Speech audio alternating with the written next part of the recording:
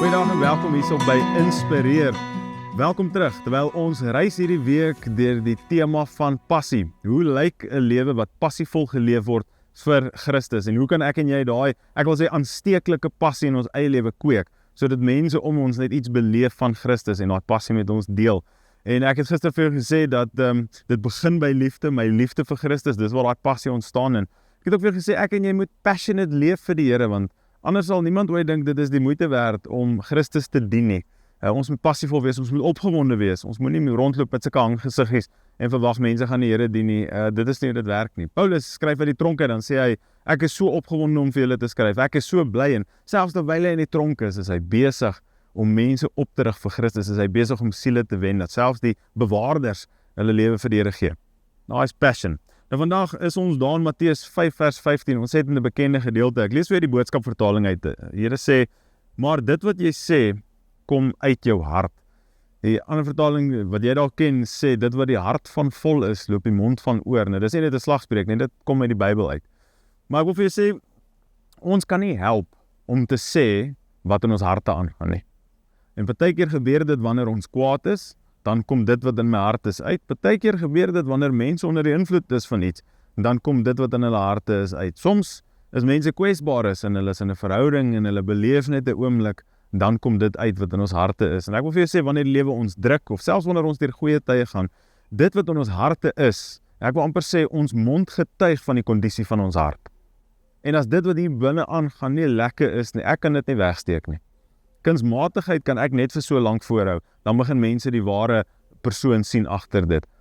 Maar ware passie, ware liefde, kom uit ons hart uit. En Christus sê hierso, hy sê, dit wat hier binne aangaan, hy sê, dit is wat by jou mond sal uitkom. En daarna, as jy nou verder gaan lees in Matteus 15, dan sê hy van die slegte dinge. Hy sê, jy sal hoor, wanneer mense praat, hoe kom die woorde uit hulle mond uit, en hoe, hulle vertel eintlik vir jou, wat hier binnekant aangaan. Hulle vertel eintlik vir jou, van 'n ongesonde hart. Maar net so, is die teendeel waar vir my en vir jou. Ek en jy praat en mense beleef 'n gesonde kondisie van die hart.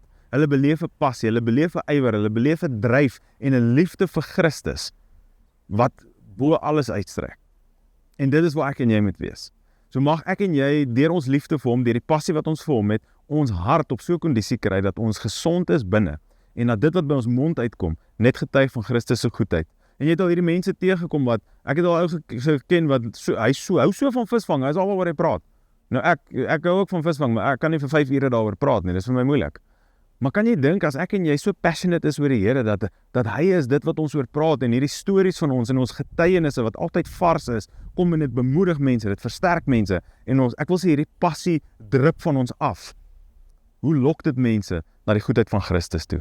Mag dit my en jou storie wees, dat die passie van ons by ons mond uitborrel, omdat ons harte vol is van Christus en van sy gees. Kom ons bid saam. Here, dankie vir u passie, vir ons. Here, u passie vir die mensdom. Dankie, Here, dat ons kan deel hê aan u liefde, maar ook u passie. Here, is ons begeerte vandag, Here, om met passie uit te gaan, dit uit te leef, Here, om ander mense te inspireer met 'n werklike, opregte hart, Here. Mag u ons harte kom vul, mag u ons wese, ons menswees net so kom vul, Here, dat dit wat by ons mond uitkom, net spreek van passie vir Christus. Ons eer u daarvoor, Here, mag u die naam wees wat oor ons lippe kom, Here, mag ons u loof in alles wat ons doen, mag ons u aanbid in alles wat ons doen. Ons eer u daarvoor, Here. Ons wil graag u tevrede stel, en ons glo en ons weet, Here, dat dit u behaag. Ons eer u daarvoor in Jesus naam. Amen. Dankie dat jy saam met ons gekuier het, en dankie vir daai likes en daai shares. Ek sien uit om jou môre weer te sien, selfde plek, selfde tyd. Tot dan, totsiens.